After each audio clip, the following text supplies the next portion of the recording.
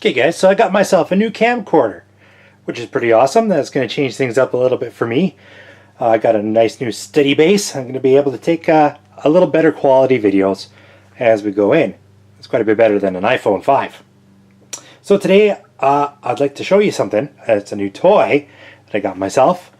It's a brand new Marlin 1895 Cowboy. And what makes this an interesting rifle is that it comes with a nice and long 26-inch octagonal barrel. There's the front. Pretty cool. It's a tapered octagonal barrel. It's got a full-length magazine tube. I think it takes up to 9 rounds of 45-70. So that's a lot of firepower in a small package. The overall length isn't that much longer than your standard bolt action hunting rifle.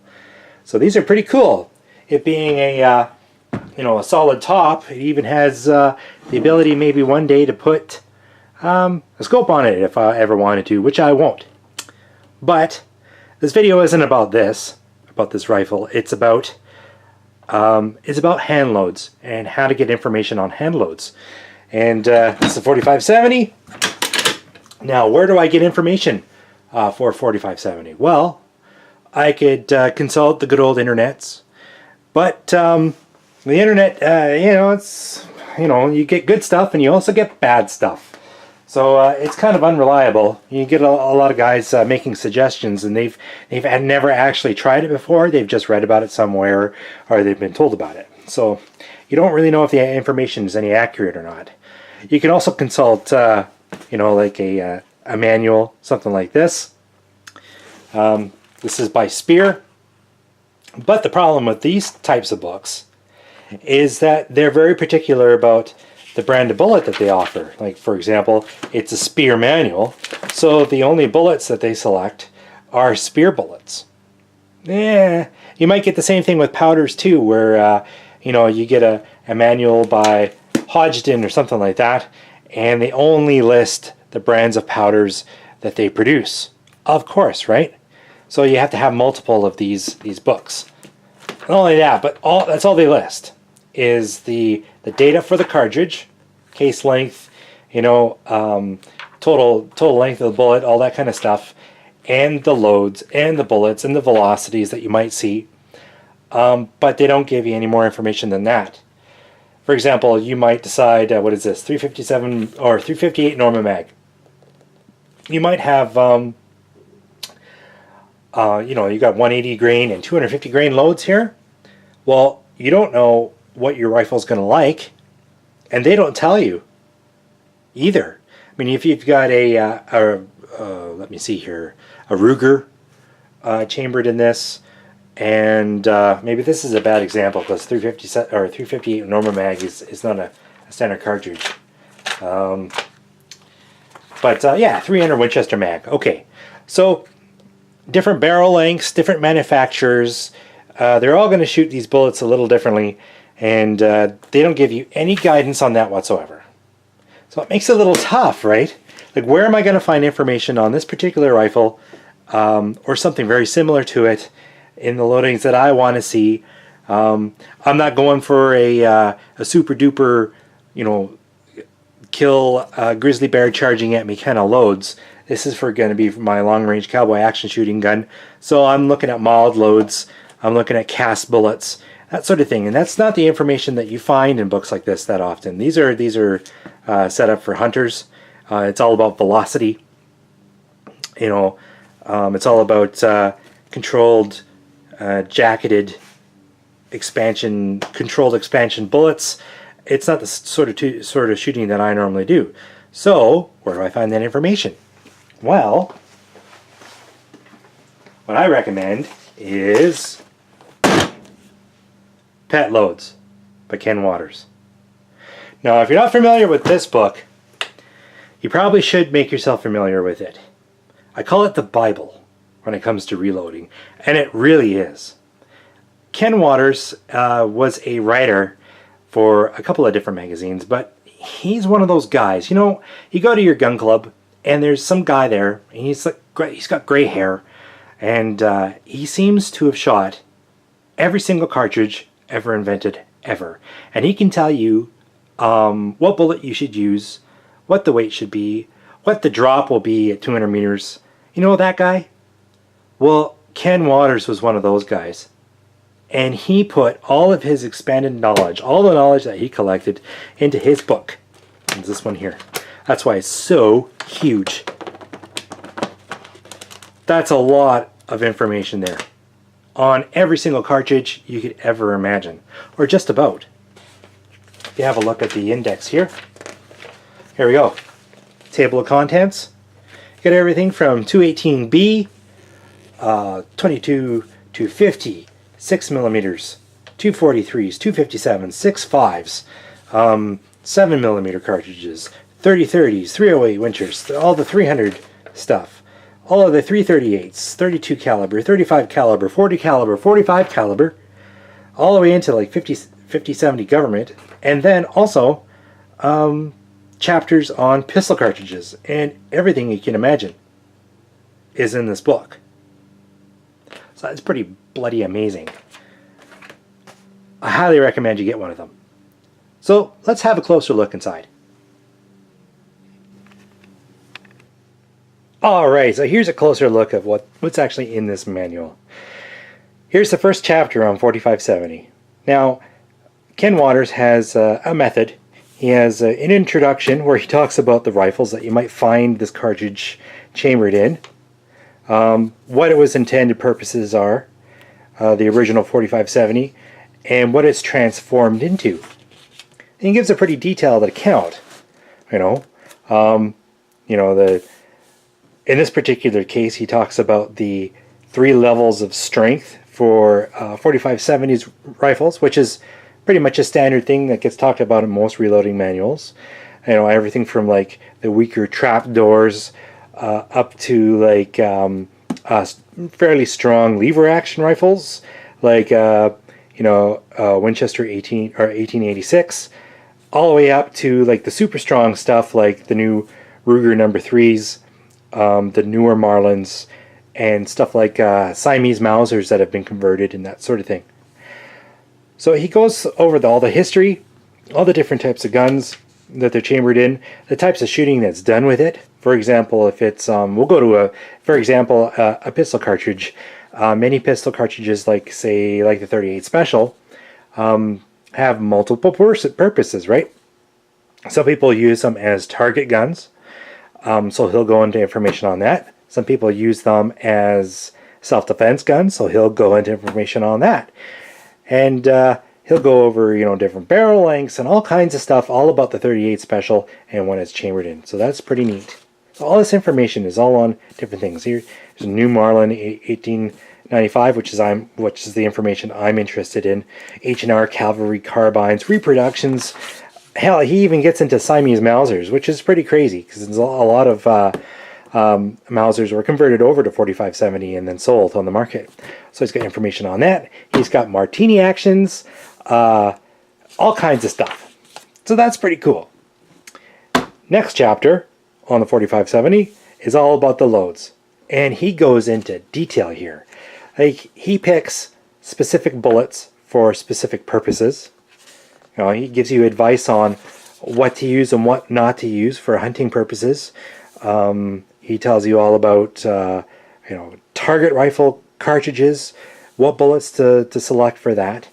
And then he goes into even plinking loads, like low power stuff that isn't going to blow your arm off when you shoot it.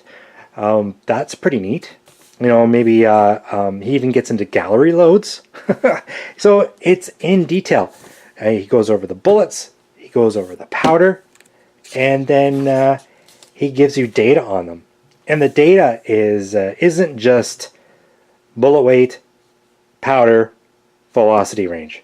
He also gives notes, all the notes that he's taken in it. For example, here's up here on the 300 grain Hornady and Sierra bullets, IMR 4198. This particular charge with this primer has the best accuracy in the Marlin 1895. So I'm going to be paying attention to that sort of information. He goes jacketed, And he goes into, cast loads as well for all the different various levels of pressure for these rifles. So it's in depth. And then he goes into, what primers to use, when to use them with certain powders and when not to use them with certain powders. That's a good chunk of information. And the nice thing about it is it saves you a lot of time and money. Because without this information, you would have to go buy several different weights of bullet, several different styles of bullet, jacketed, not jacketed, all kinds of different things, and then several different powders. And then you would have to go through this process of figuring out what shoots the best in your rifle. I mean, you still do have to do that, but it removes a lot of stuff. Like, he may tell you that with the Siamese Mausers, they prefer the 405 grain loadings, probably with IMR 3031 or 4198. And that limits you down. It's like, okay, I need a 405 grain bullet, more than likely, and I'm going to need probably these two powders, instead of selecting from 6 and just rolling the dice and hoping you get the right one right away. Or you end up with a whole bunch of different powders that you don't use because, well, you tried it and it didn't work out for your particular rifle. So it keeps that down to a minimum, and it also keeps your expenditures down to a minimum. So there we go. That's the end of that chapter. Now, he also includes the date when he did this testing. It'll be down at the bottom. This is May 1974. So that's pretty old. That's like 44 years ago. So things change, right? Powders may change. The names of the powders, the actual blend of the powders may change over time. He may list in some of the older information powders that don't even exist anymore, or companies that have been bought up by other companies and then they rebrand the powder as something else. So what he did is over, maybe a 10-year period or even more, maybe when there were some developments in powders for this cartridge, he would do a backup or an update. So way back here is a third chapter on the 4570 and specifically on the 1895 Marlin. So this will be of big interest to me. I will read the heck out of this. I mean, it's not exactly the same as my rifle, but it's a lot closer than something else. And he goes into detail here. Again, he goes over the specific rifle, what it's great for, what you would use it for, and then gets into data, these particular bullets with these powders, and your best chance of success at the end of the chapter. So extremely handy. And when I was loading for my 35 Whalen, that kind of information, it's really hard to come by because it's not a common cartridge. But he has it in depth here. And not only that, but he just happened to choose later on, one of the later chapters, the exact rifle that I ended up with. It was a Model 700. Same barrel length, the whole deal. It was almost exactly the same. So that helped me out a lot. It saved me so much time. So yeah, it's an invaluable piece of information. It's an invaluable piece of kit. If you're a hand loader, I highly recommend picking up a copy of this. I think they're not cheap. I think they're around $60, but you get so much out of this book. I think it weighs something like 6 or 7 pounds. And 6 or 7 pounds of reloading data from every cartridge you can imagine, even into all kinds of stuff like the old school, they're originally black powder cartridges, maybe a 3840, that kind of stuff. It's hard to find, like 2520, 2535, some pretty obsolete cartridges, right? Even into some of the more common European cartridges like the 7mm Mauser, 303 Brit. I shoot a lot of 303 Brit, and there's good information in here. He knows the cartridge and the rifles that they are shot in. I mean, he went into detail about that. One of the major failings for 303 British and or European cartridges in general and American writers is that they don't know the rifles that they're shot in, and they don't know the cartridges themselves. That's how you get weird things like 8mm Mauser cartridges that are powered down to like 30-30 levels because they're afraid of bore diameter issues. Well, it's a very, very, very small number of rifles that are chambered in 318 bores rather than the 323 bore. I mean, it's so he knows that, and he goes into detail about it. He uses strong, proper loads for 8mm Mauser. Same thing for 303 British. He knows the difference between a number 1 Lee Enfield and a P14. There is a big difference in chamber pressures for those two rifles. P14 can handle much higher loads, and he goes into detail for that specific rifle, which is a completely different thing from a number 1 or a number 4 Lee Enfield. He even knows about stretching of the case, neck sizing of the case. You know, he goes into detail. He has lots of experience about it. Yeah, here we go. Yeah, the various stages of head separation for 303 Brit, which is a real problem with these rifles, with their big generous chambers and the rimmed cartridge the way it is, and the way that the action is put together, the recoil lugs in the back. So he researches the heck out of it. He's like a scientist in a lot of ways. So yeah, that's my overview on Ken Waters' book. I really highly recommend you get yourself a copy if you're into this sort of stuff, especially if you're into older cartridges, more of the obsolete stuff. He's not writing anymore. He passed away in 2017. I think it was early 2017 at the ripe old age of 99, I think it was. So he's not writing anymore, obviously, but the information is still good and will be good for many decades to come. And it is worthwhile picking yourself up a copy of this book if you can find one. So that's it, folks. Have a good one, and I'll see you out on the range.